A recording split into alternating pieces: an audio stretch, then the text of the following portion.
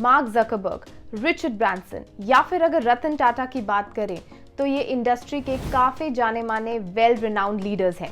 और इसका रीज़न ये है कि ये लीडरशिप के कॉन्सेप्ट को ब्रेक डाउन करते हैं छोटे पार्ट्स में और डिफरेंट रोल्स प्ले करते हैं एज अ लीडर। तो आज की इस वीडियो में हम यही बात करने वाले हैं कि कैसे आप एक अच्छी लीडरशिप अटेन कर सकते हैं लीडरशिप के कॉन्सेप्ट को 7 डिफरेंट रोल्स में बाइफिकेट करके। तो शुरू करते हैं। हेलो दोस्तों, मेरा नाम है तन्वी और मैं एक Dale Carnegie certified soft skills trainer हूं और साथ ही में मैं हूं एक कम्युनिकेशन एंड करियर कोच। तो बात करते हैं 7 ऐसे रोल्स की जो आपकी लीडरशिप को इन्हांस करके आपको एक लीडर से ग्रेट लीडर बना देंगी। लीडरशिप एक बहुत ही वास्ट कॉन्सेप्ट है, बट हम किसी भी चीज़ को अगर छोटे छोटे पार्ट्स में ब्रेक डाउन करते हैं तो उसको समझना बहुत आसान हो जाता है। इसीलिए आज हमने लीडरशिप को छोटे पार्ट्स में डिवाइड किया है, 7 पार्ट्स में, और हम एक एक करके उसे समझेंगे जिससे आपको क्लैरिटी मिलेगी कि एक्चुअल में लीडरशिप है क्या और एक इफेक्टिव ग्रेट लीडर बनने के लिए आपको आखिर करना क्या है। तो शुरू करते हैं सबसे पहले रोल से। सबसे पहला रोल है creating a vision for the future. अब किसी भी गोल को अचीव करने के लिए विजन बनाना तो बहुत आसान है, बट एक इफेक्टिव लीडर के लिए बहुत इंपॉर्टेंट है कि वो उस विजन को खुद तो विजुअलाइज करे ही, साथ में अपनी टीम को उसे इमेजिन और विजुअलाइज कराए, ड्रीम बिल्डिंग करें कि ऐसा हमने सोचा है और ये हमें अचीव करना है।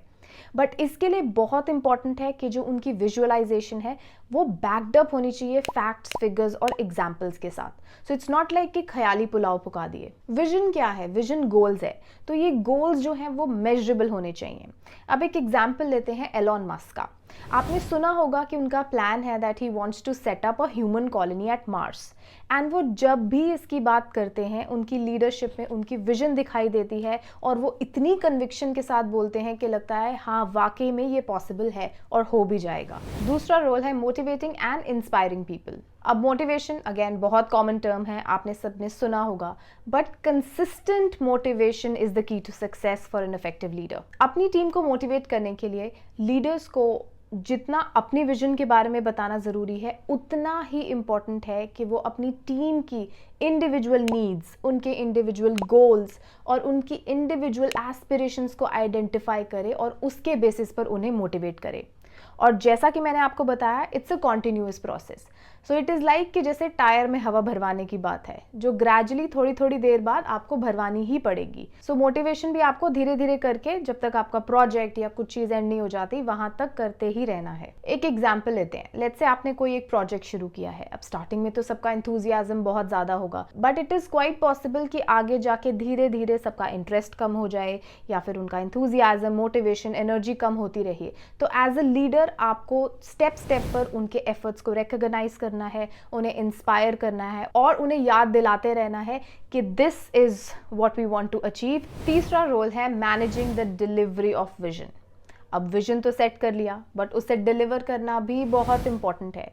उसके लिए एज अ लीडर आपको क्या करना होगा? जो आपकी विजन है, that is your bigger goal, the ultimate goal, उसको छोटे छोटे स्मॉल गोल्स में ब्रेक डाउन करें, क्योंकि छोटी चीज़ें अचीव करनी हमेशा आसान होती हैं। जैसे आपने देखा होगा एक एग्जाम्पल लैडर का, जो बड़े बड़े स्टेप्स होते हैं वो लेने मुश्किल होते हैं, बट हाँ उसी लैडर को अगर आप छोटे छोटे स्टेप्स में डिवाइड कर देंगे तो वो छोटे स्टेप्स लेकर ऊपर पहुंचना ज़्यादा आसान हो जाता है। चौथा रोल है डिसीजन मेकिंग। अब ऑब्वियस सी बात है, अगर आप लीडरशिप पोजीशन पर हैं तो आपको पॉइंट पॉइंट पर डिसीजंस तो लेने ही होंगे। और इफेक्टिव डिसीजन मेकिंग के लिए बहुत इंपॉर्टेंट है कि आपकी नॉलेज अपडेटेड हो और आपकी अप्रोच हमेशा पॉजिटिव रहे। अगर आप अपनी नॉलेज को अपडेट नहीं करोगे तो at a certain moment of time आप इररेलेवेंट और आउटडेटेड साउंड करने लग जाओगे।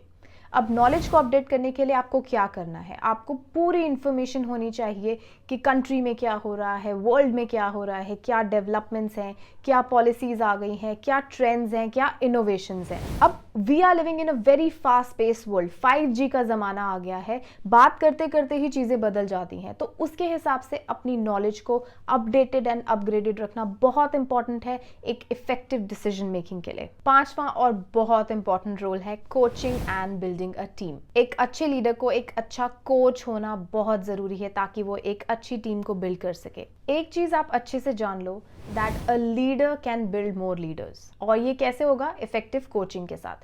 तो इसके लिए सबसे पहली चीज़ इंपॉर्टेंट जो है वो है एक्सेप्टेंस। आपको एक्सेप्ट करना होगा that not everybody is born perfect. हो सकता है आपकी टीम में ऐसे लोग हों जो किसी चीज़ में अच्छे हैं, बट हाँ, उनमें कुछ कमियां होंगी। सो एज अ कोच आपको उनको हेल्प करना है उन वीकनेसेस पर काम करने में। आपको उन्हें मोटिवेट करना है ताकि वो उस वीकनेस को कन्वर्ट करके अपनी स्ट्रेंथ बना सके। आपने देखी होगी चक दे इंडिया, सो उसमें शाहरुख खान का बहुत अच्छा एग्जाम्पल है एज अ कोच।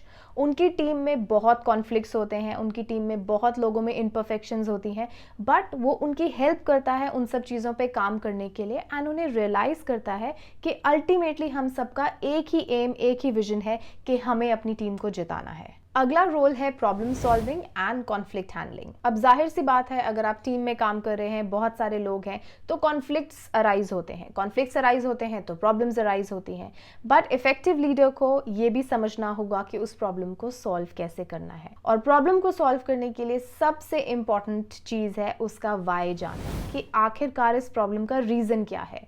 वाई पूछकर उसके रूट कॉज तक पहुंचना। और अगर आप प्रॉब्लम के रूट कॉज को आइडेंटिफाई कर लेंगे तो समझो 95% of your problems are already solved, and this is what a leader is required to do. अगर आपका वाई क्लियर होगा, आपने रूट कॉज आइडेंटिफाई कर लिया है, तो एज अ लीडर आपकी एनालिटिकल एबिलिटीज बहुत इंप्रूव होंगी। और एक चीज़ का आपको ध्यान यहाँ पे रखना है, बिकॉज एज अ लीडर आप कॉन्फ्लिक्ट्स को रिजॉल्व कर रहे हो, तो सारी प्रिजम्पशंस अजम्पशंस को दूर रख के ही न्यूट्रल तरीके से आपको हर एक कॉन्फ्लिक्ट को रिजॉल्व करना है। अगर आपका कोई फेवरेट है या मे बी कोई ऐसा है जिसने पहले बहुत गलतियां की हैं, उस सबको भूल कर आपको फ्रेश स्टार्ट करके कॉन्फ्लिक्ट को रिजॉल्व करना है। अगला और 7th रोल है कोऑर्डिनेशन।